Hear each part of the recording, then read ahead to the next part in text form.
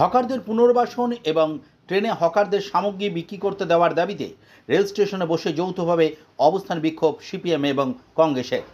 ঘটনাটি বীরভূমের রামপুরহাটে। আজ রামপুরহাট রেল স্টেশনের সামনে অবস্থান করে বিক্ষোভ দেখায় সিপিএম এবং কংগ্রেসের কর্মী সমর্থকরা। এদিনের বিক্ষোভে সামিল হয়েছিলেন রামপুরহাট রেল স্টেশনের প্রায় 3 শতাধিক রেলের হকার। হকারদের পাশে বসে অবস্থান বিক্ষোভে সামিল হন বীরভূম লোকসভা কেন্দ্রের কংগ্রেসের প্রার্থী মিল্টন রশিদ।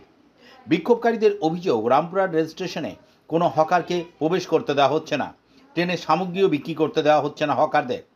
হকাররা স্টেশনে প্রবেশ করলে তাদের ধরে ফাইন করছে রেল কর্তৃপক্ষ। ফলে রোজগারহীন হয়ে পড়েছে কয়েক হাজার হকার। তারই প্রতিবাদে এবং রামপুরহাট রেল স্টেশনে হকারদের জিনিসপত্র বিক্রি করতে দেওয়ার দাবিতে তারা বিক্ষোভ দেখান। পরে রামপুরহাট রেল স্টেশন ম্যানেজারের কাছে একটি স্মারকলিপি জমা দেন তারা।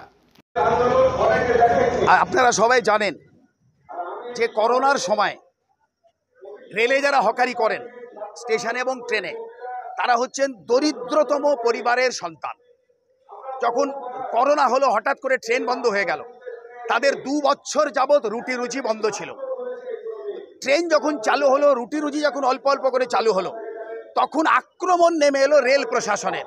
কি না, ট্রেনে এবং স্টেশনে হকাররা হকারি করতে পারবে না। স্টেশন চত্বর আপনারা দেখেছেন, একটা পুরনো আমলের বগি মানুষকে দেখাবার জন্যে 40-50 বছরের পুরনো একটি সস্তার হোটেল তুলে দেওয়া হলো, সেলুন তুলে দেওয়া হলো, ছোট ছোট দোকানগুলোকে তুলে দেওয়া হলো, অর্থাৎ অসংখ্য গরিব মানুষকে পথে বসানো হলো। আজকে রেল প্রশাসনের এই অমানবিক সিদ্ধান্তের বিরুদ্ধে আমরা সমস্ত শ্রমজীবী মানুষকে ঐক্যবদ্ধ করে আন্দোলনে সামিল হয়েছি।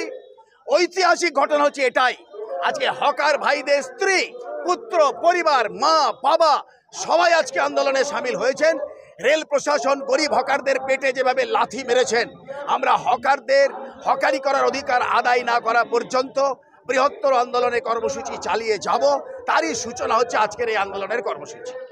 আমরা রামপুরহাট স্টেশনে জোটের পক্ষ থেকে যে হকারদেরকে ঢুকতে দেওয়া হয় না, হকারদেরকে কাজ করতে দেওয়া হয় না, প্রায় 2500 হকার পরিবার বিনা খাবারে মারা যাচ্ছে, তাদের খাবারের দাবিতে আমরা স্টেশন চত্বরে এসে আন্দোলন করছি যে আগামী কাল থেকে যেন হকারদের স্টেশন চত্বরে এবং বিভিন্ন জায়গায় কাজ করতে দেওয়া হয়।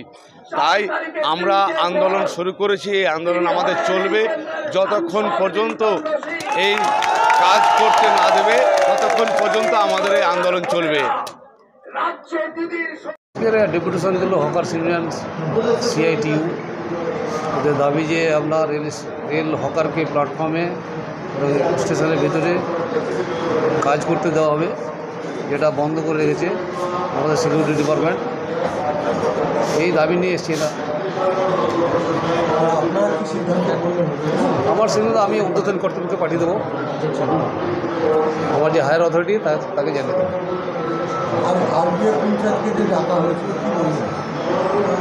উনি বললেন হায়ার অথরিটি অর্ডার আছে যে না বিচার জন্য আর কি, হকারকে অ্যালাউ না করার জন্য। ওটা আরপিএফ কালকে ডেকেছেন ওনাদের লিডারকে, কালকেই বোঝা যাবে কী করবে।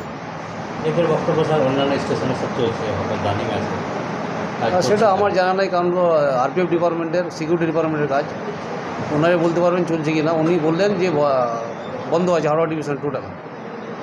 কিন্তু স্যার এটা রেল কেন এটাকে বন্ধ করতে চাইছে, কি আপনাদের খবর আছে? সেটা আরপিএফ বলতে পারে ভালো, সিকিউরিটি কেন বন্ধ করেছেন উনি ভালো বলতে পারবেন। আপনার সিদ্ধান্ত হ্যাঁ পাঠিয়ে